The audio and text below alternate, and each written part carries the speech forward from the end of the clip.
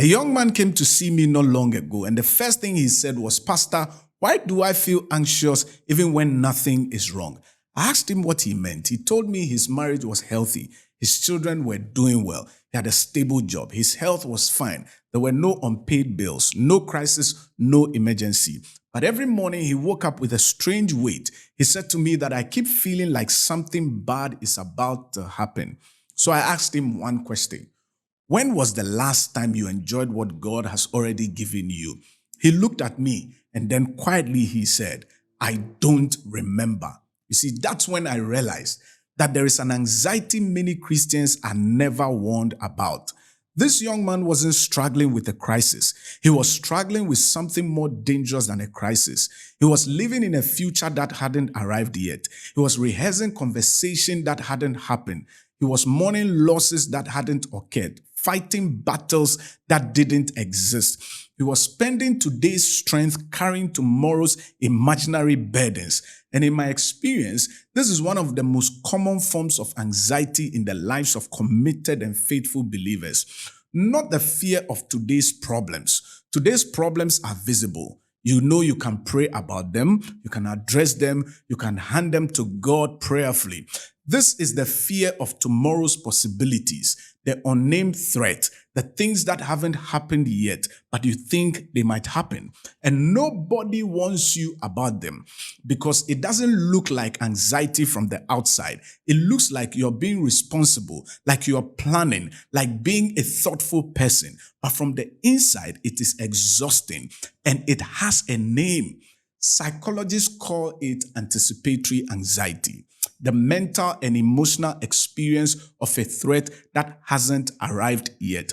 But Jesus named it 2,000 years ago before the clinical term existed.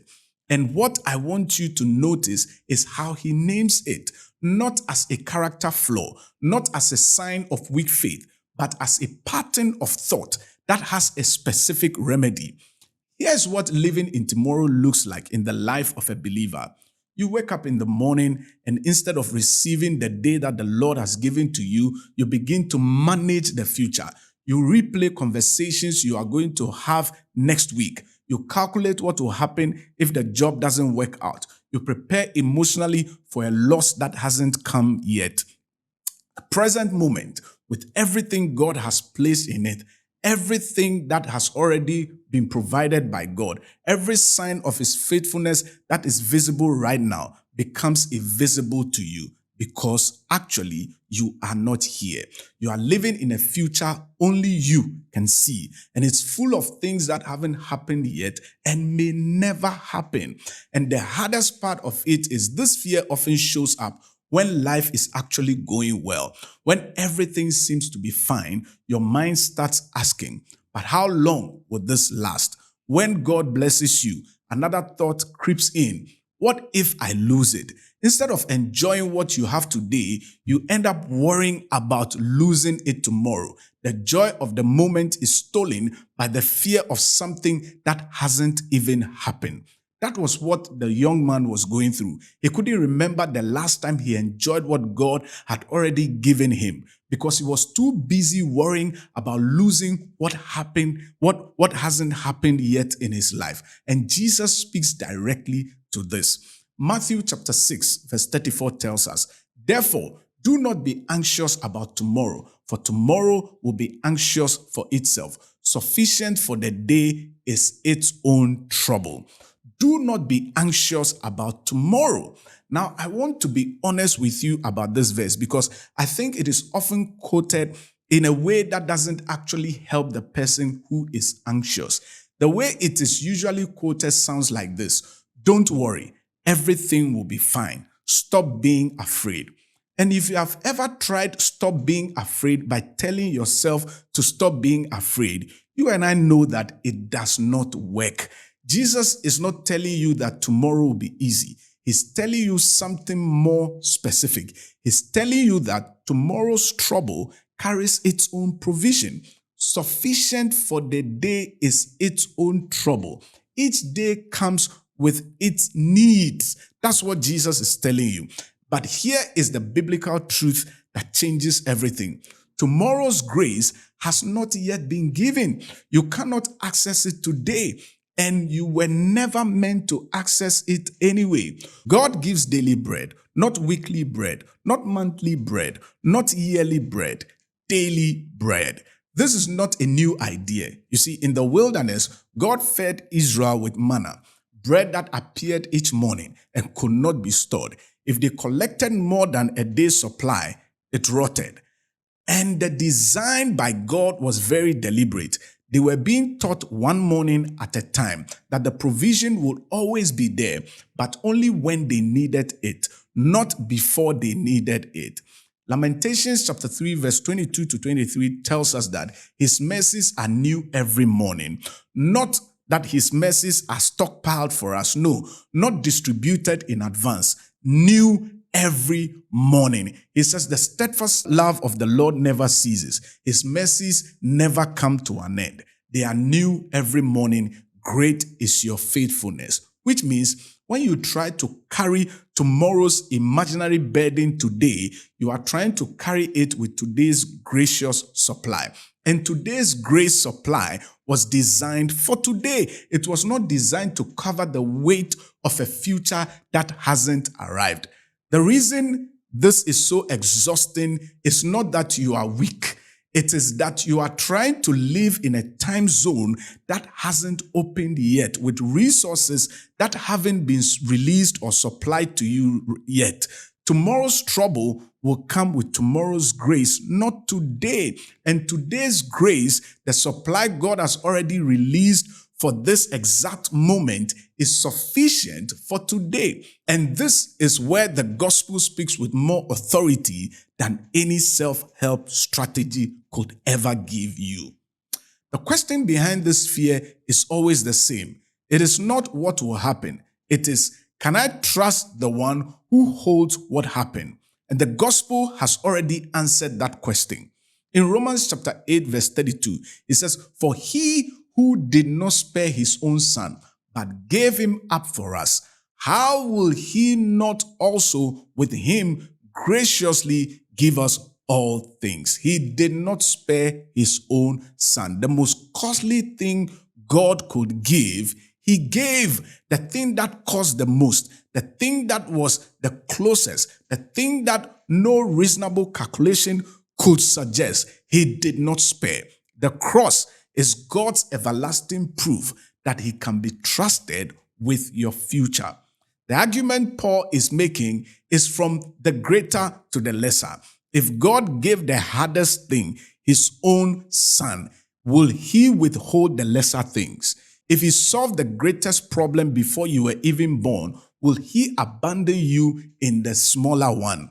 The future you are afraid of has already been seen by a God who has already acted decisively in it. He sent his son into the brokenness of human history before the brokenness had been resolved. He entered the future before it became present, which means the God you are asking to trust you with tomorrow has already been to that tomorrow, and he came back with a cross and with an empty tomb. I want to come back to the young man for a moment. When he left my office that day, he wasn't fully healed of anxiety. I didn't give him a formula. There is no formula, but I gave him a question to replace the one his anxiety had been asking him every morning. His anxiety had been asking, what if everything goes wrong? And I gave him a better question. The question is, what if the God who has carried me this far is already waiting for me in tomorrow?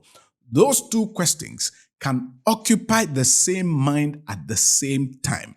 One looks at the future and sees the absence of certainty. The other looks at the future and sees the presence of the faithful God.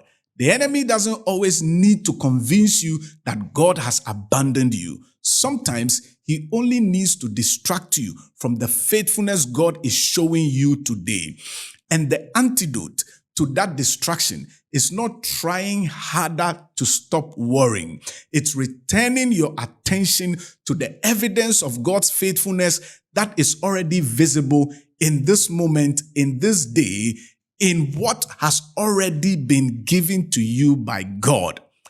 Here is what the gospel says to the person who is anxious about a future they cannot control. The God who holds the future is not indifferent to it.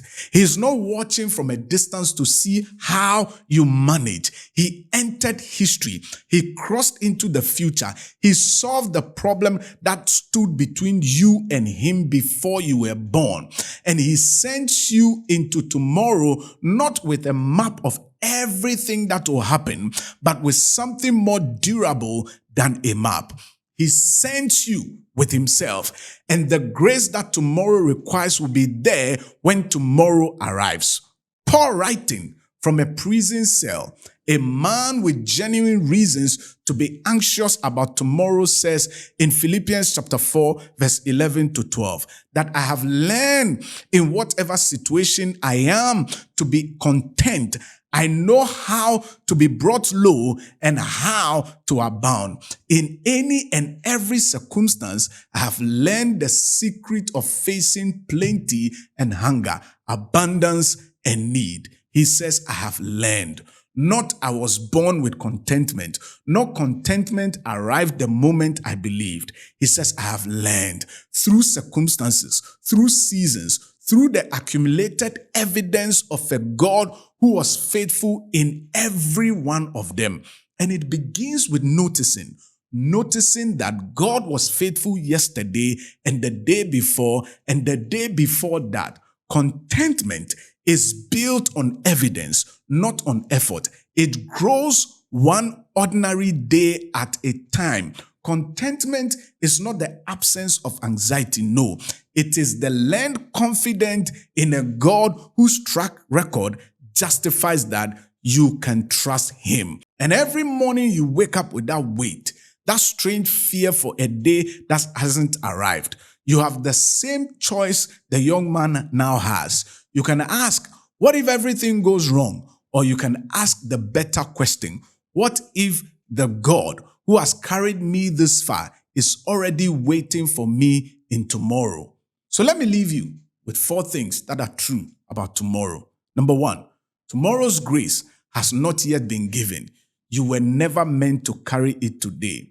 Number 2, sufficient for the day is its own trouble. Today's grace is enough for today. Number 3, the cross is proof he can be trusted with what you cannot see. And number 4, he's already waiting for you in tomorrow. You will not arrive there alone. That young man I mentioned at the beginning left my office with a question he had never thought to ask himself. I want you to answer it honestly. When was the last time you enjoyed what God has already given you? Drop it in the comments. Just a word or a sentence, because I think naming it is the first step to receiving it. Take one question with you this week, and it is that, what if the God who carried me this far is already waiting for me in tomorrow? Ask it in the morning before other questions get there first, and you will be blessed. Catch you in the next episode. I want to encourage you to subscribe to this channel. I am Pastor Mauli Chikata. Bye-bye.